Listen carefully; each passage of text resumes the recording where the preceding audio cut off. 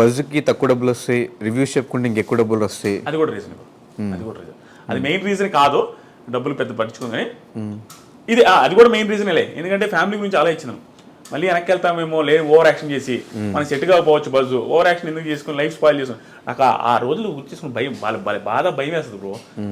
ఏంది బ్రో అసలు, నేను చెప్తాను, నేను చెప్తే నాకు ఒకసారి అనిపిస్తుంది, నేను ఫిష్ తిను, ప్రాన్స్ తిను, మటన్ తిను, నాకు తెలియదు. ఎందుకంటే చిన్నప్పుడు తెచ్చేది మా ఇంట్లో, నిజంగా తెచ్చేది ఫిష్, ప్రాన్స్, మటను మా ఇంట్లో ఎక్కువ తేరు, ఎక్కువగా అసలు తెచ్చినట్టు నాకు అసలు గుర్తులేదు. కాబట్టి నాకు అది అలవాట్లేదు, ఆ టేస్ట్ తెలియదు. కాబట్టి మటన్ స్మెల్ అంటే అమ్మ అది కంపురా అంట, ఎందుకంటే నాకు పడదు. ఎందుకంటే చిన్నప్పుడు తిని అలవాటు అయితే అది మనకు అలవాటు అవుతుంది.